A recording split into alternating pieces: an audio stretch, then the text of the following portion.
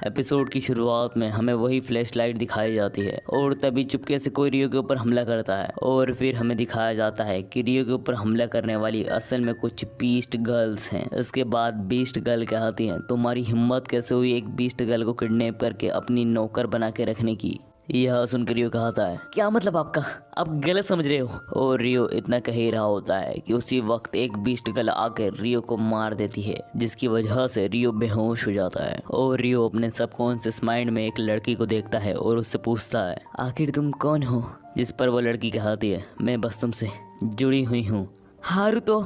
इसके बाद जब रियो की आंखें खुलती हैं, वो अपने आप को एक केसल में पाता है, पर वहाँ उसके हाथों में हथकड़ियाँ बंधी होती हैं। और रियो को होश में आता हुआ देखकर लतीफ़ा उससे आकर गले लग जाती है। और तभी वहाँ पर एक ओल्ड बीस्ट वुमेन आती है और कहती है, इनसे एक गलती हो गई, इन्होंने आपको गलत समझ लिया सर। और इतना कहते से वो चारों लड़कियां रियो से बहुत ज़्यादा माफ़ी मांगने लगती हैं और बीस्ट गर्ल को इतना माफ़ी मांगते हुए देखकर रियो उन्हें माफ़ कर देता है। इसके बाद हमें नेक्स्ट सीन में दिखाया जाता है कि वह ओल्ड लेडी रियो को अपना विलेज दिखा रही होती है, जहाँ पर हम देखते हैं कि इस विलेज के अधिकतर घर ट्री के ऊपर होते हैं। और विलेज को दिखाते हुए हमारा सीन शिफ्ट होता है, जहाँ पर हम रियो को एक कमरे में बैठा हुआ देखते हैं और वहाँ पर रियो के अलावा भी 5 और लोग होते हैं और वह सब इस विलेज के लीडर्स हैं। और वह सब रियो को देख अपने द्वारा होने वाले रियो की परेशानियों के लिए माफ़ी मांगते हैं, जिस पर रियो कहता है, इसमें आपकी कोई गलती नहीं है, ये बस एक गलतफहमी थी।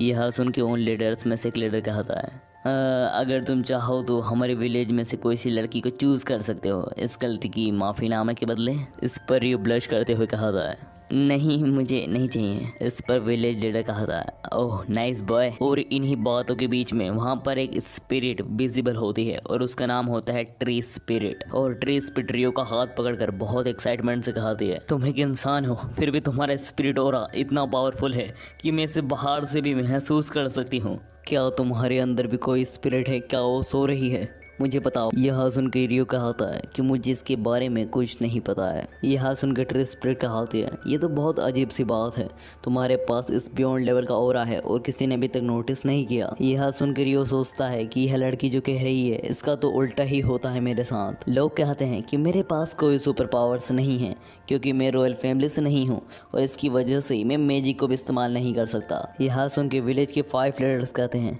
क्या इसके अंदर स्पिरिट है।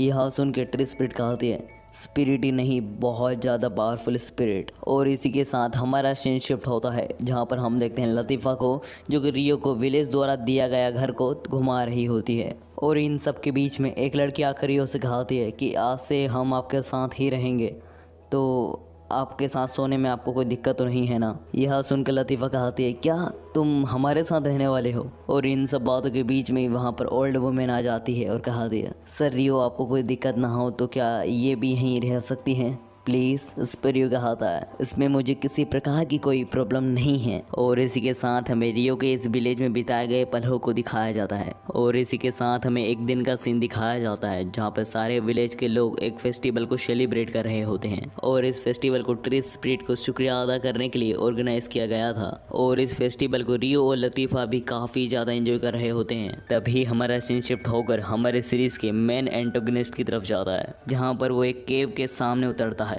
और वह केव के अंदर जाकर वहां से एक अंडा चुरा के ले आता है। और वह अपने साथी को अंडा देते हुए कहता है, मैं आ रहा हूँ रियो।